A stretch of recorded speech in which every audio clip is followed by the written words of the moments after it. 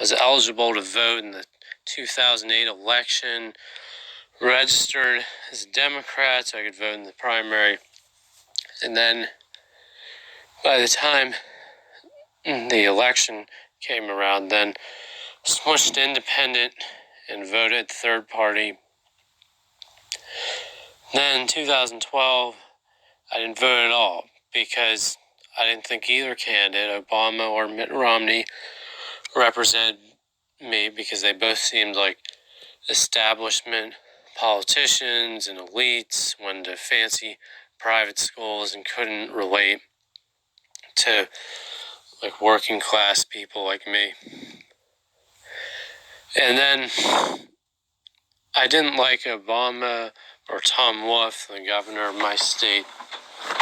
And I realized later that I was wrong about Wolf and Obama because they were the ones that God ordained to win.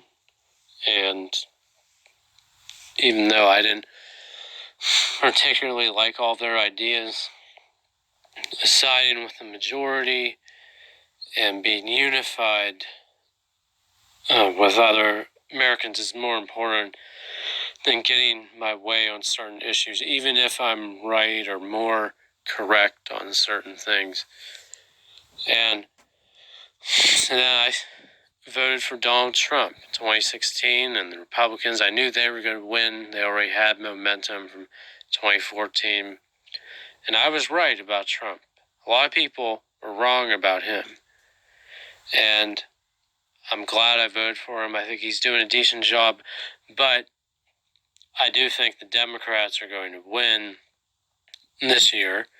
The young men or young women are finally breaking through, knocking out the old guys, the incumbents, especially right here in Pennsylvania. There were a few different older men who've been in office for a long time, and they got knocked out by the younger guys. And I think we're going to knock them out again in November. And this time I'm siding with the Democratic Party because they have the majority. And being unified with other Americans is more important than just getting our way. Even though I tend to be a little more conservative and I'm a registered Republican. And I want to say this about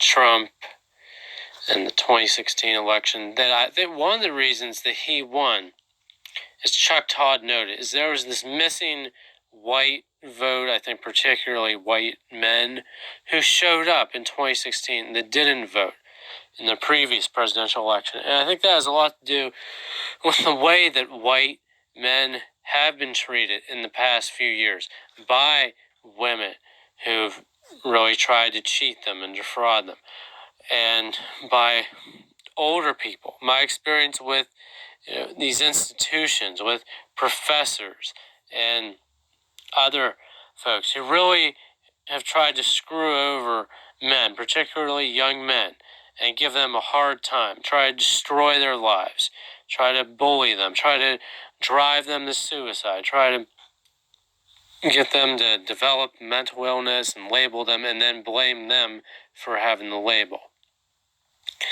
And really not appreciating the fact that there are more young men my generation than in previous ones that have voluntarily served in the military.